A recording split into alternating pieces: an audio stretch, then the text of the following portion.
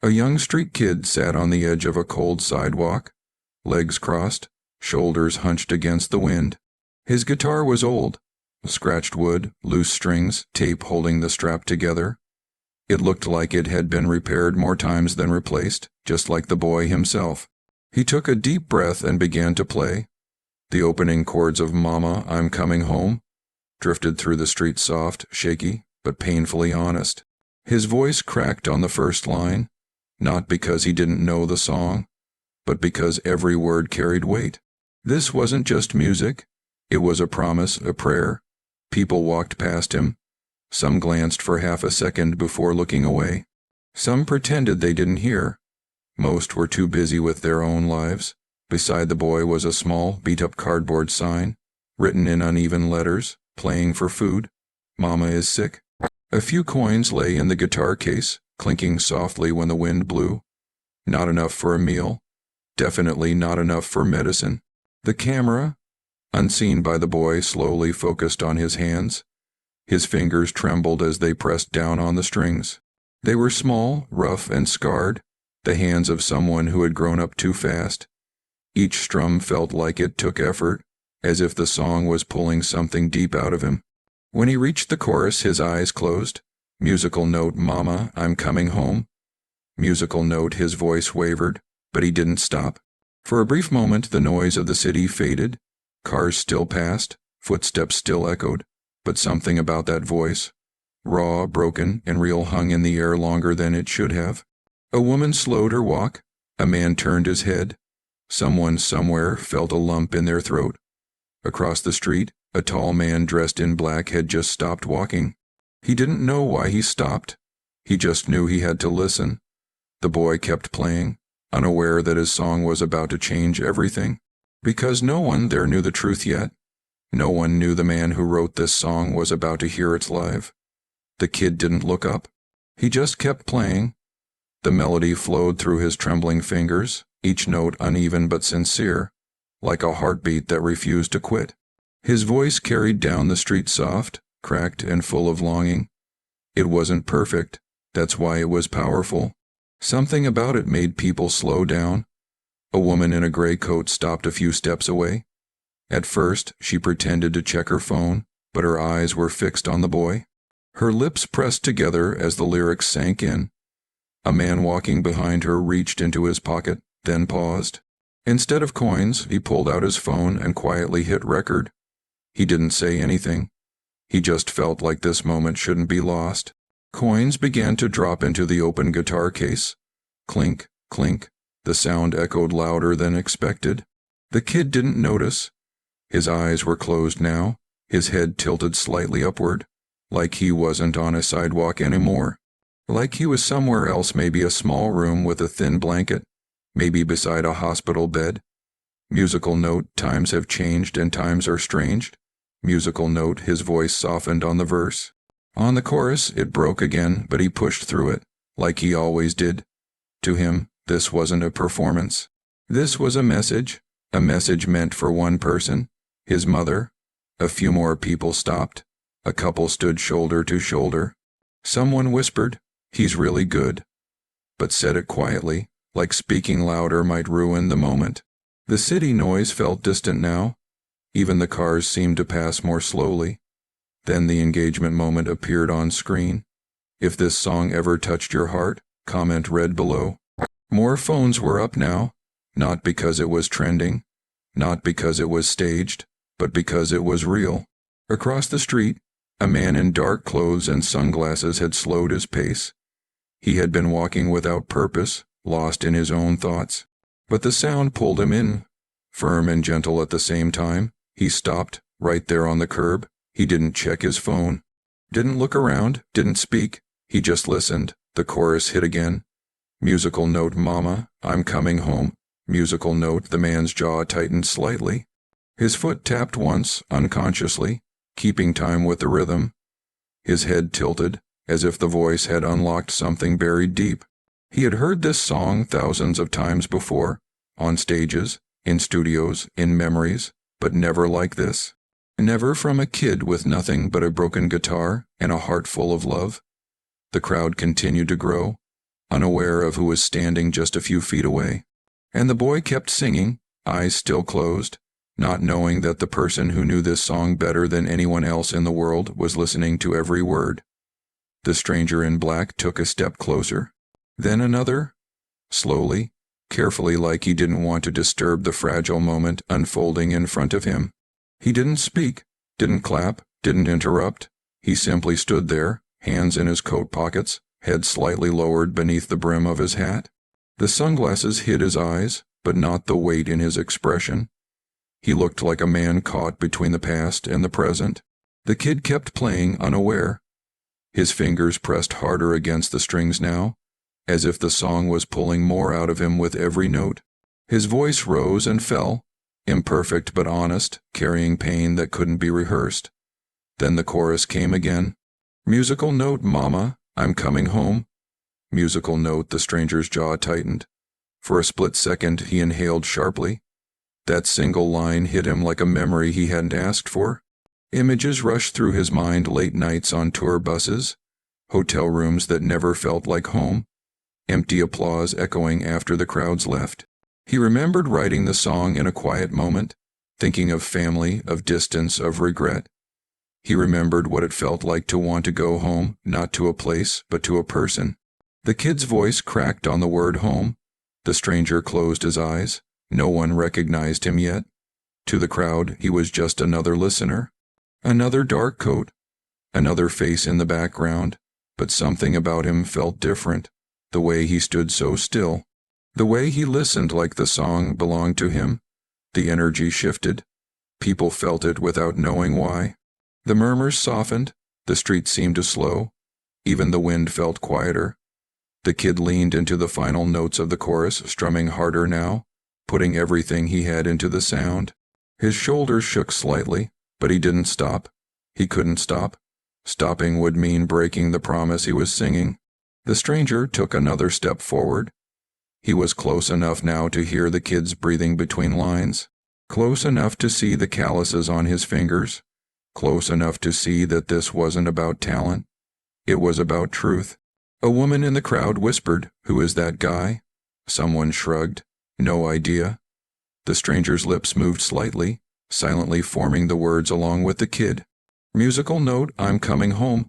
Musical note. His voice didn't come out. It stayed locked in his chest. Memories kept flooding back. His own mother, the years that vanished too fast, the moments he never got back. Fame, stages, lights. It all faded under the weight of a single kid's voice on a street corner. The song wasn't being performed anymore. It was being lived. The kid opened his eyes briefly and glanced up, just enough to notice the stranger standing closer than before. Their eyes almost met, but the sunglasses hid everything. The kid looked back down at his guitar. The stranger swallowed hard. No one knew it yet, but something had changed. This wasn't just a street performance anymore. This was a collision of two worlds, one born from the song, and one shaped by it. And the moment before recognition was the most powerful moment of all. The song began to slow.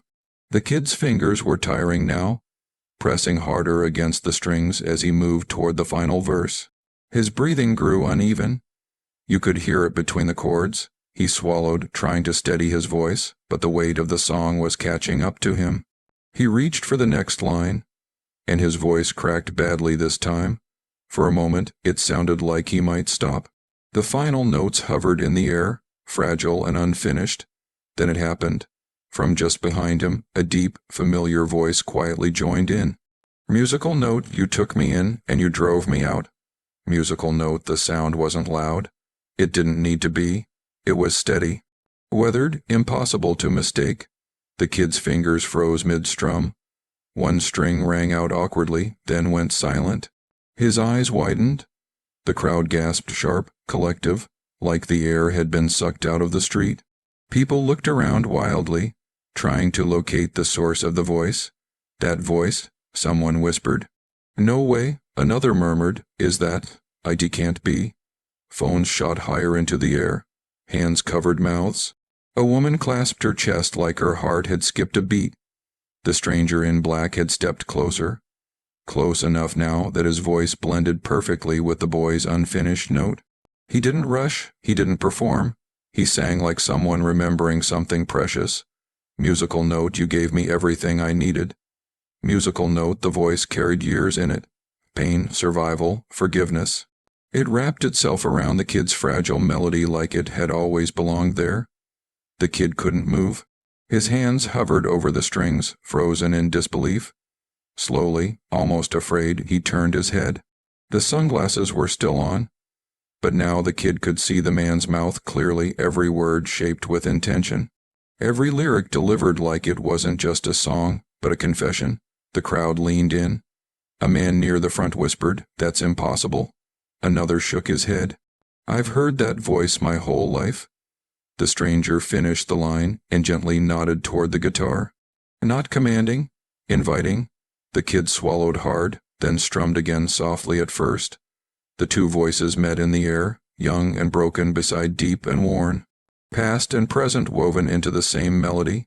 Musical note, you made me feel so wanted. Musical note, tears streamed down the kid's face now, but he didn't wipe them away. He couldn't. He was afraid the moment might disappear if he did.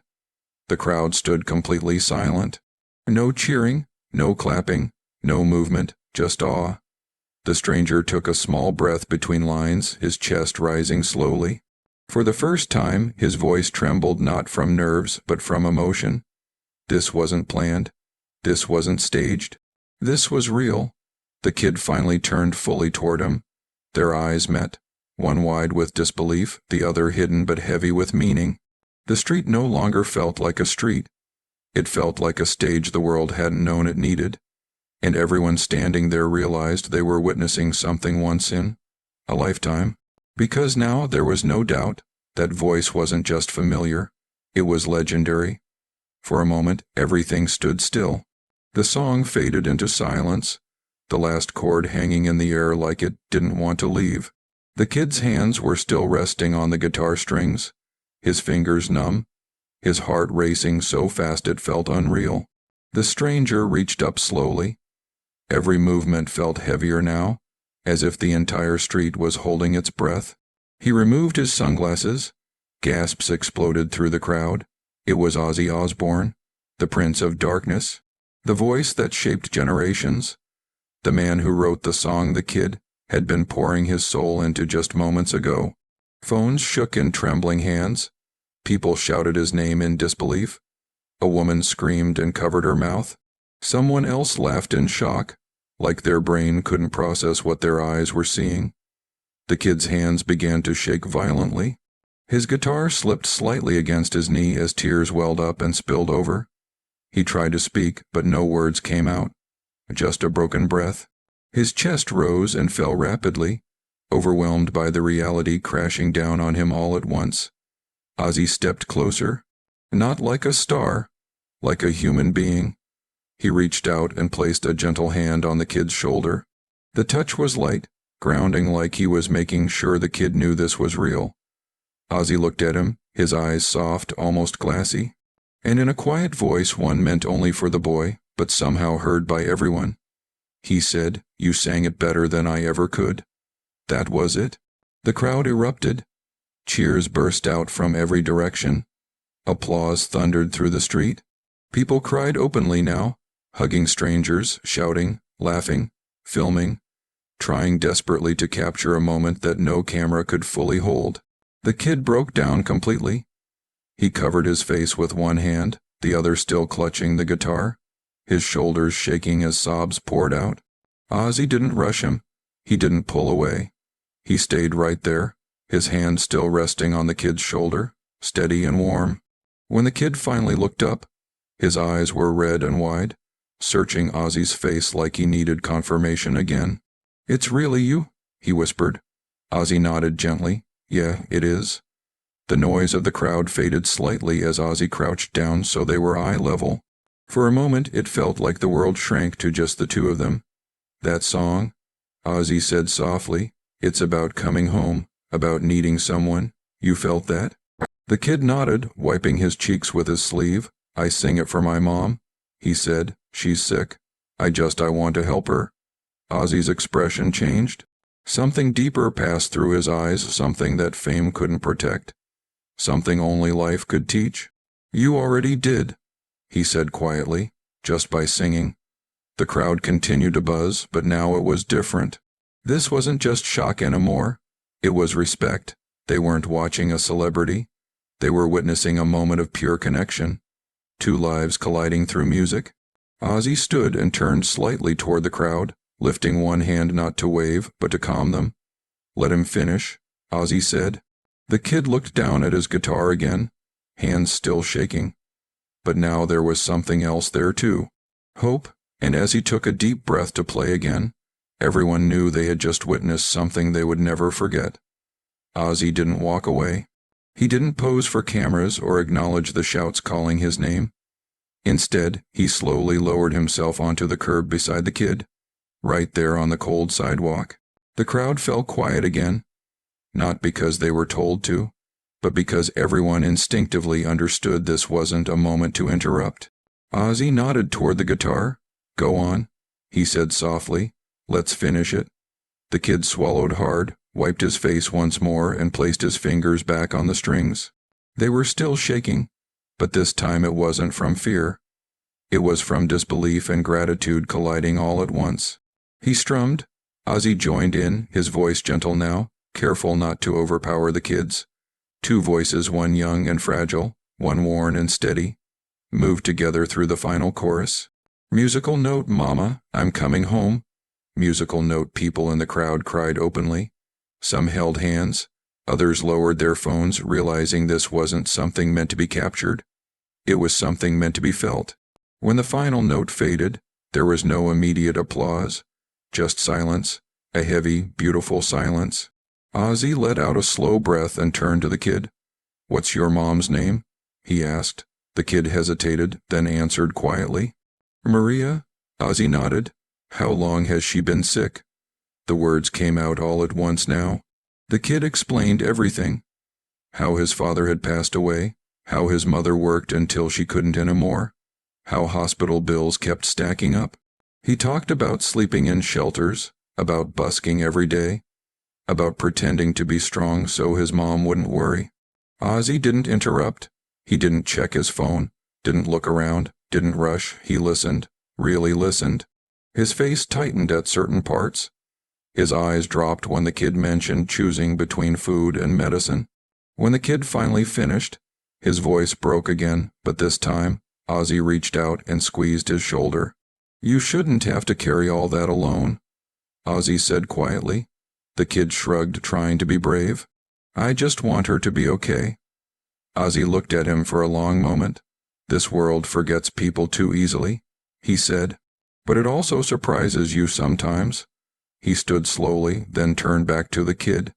You didn't just sing a song today, Ozzy added. You reminded people why it was written. The crowd didn't cheer this time. They watched, they understood. This wasn't about fame or luck or going viral. This was about one human recognizing another through music, through pain, through honesty. And in that simple moment on a city sidewalk, a kid's life began to change, not because a star showed up, but because someone truly listened. The video didn't go viral slowly. It exploded. Within hours, clips of the moment flooded every platform: TikTok, Instagram, YouTube, X. Millions of people stopped scrolling when they heard the opening chords of Mama, I'm Coming Home, played by a trembling kid on a sidewalk. And then they heard the second voice. Headlines appeared everywhere. Street kid sings Ozzy Osbourne's song. Then Ozzy joins in. He didn't know the man listening wrote the song. This moment broke the internet. People watched it again and again, not for shock but for feeling. Comments poured in from all over the world. I cried at work. This restored my faith in humanity. That kid sang with his soul. Ozzy didn't act like a legend, he acted like a human. The full story came out soon after. How the kid had been playing on the streets for months, how his mother was sick, how he never asked for sympathy, only a chance, and how Ozzy Osbourne didn't just walk away after the cameras stopped. He helped quietly, not with flashy announcements, not with press releases, but with support, guidance and care because he remembered what it felt like to struggle, to feel lost, to need someone to listen. People praised Ozzy, but Ozzy shifted the focus. In a short message shared online, he wrote, "Talent is everywhere, opportunity isn't. All that kid needed was someone to hear him." The internet responded the only way it knows how, by amplifying the message. Musicians shared the video. Teachers showed it in classrooms.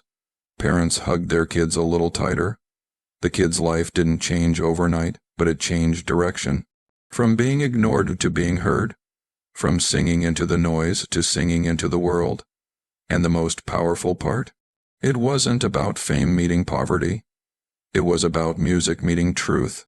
A reminder that sometimes the most powerful performances don't happen on stages, they happen on sidewalks, when someone sings not to impress, but to survive.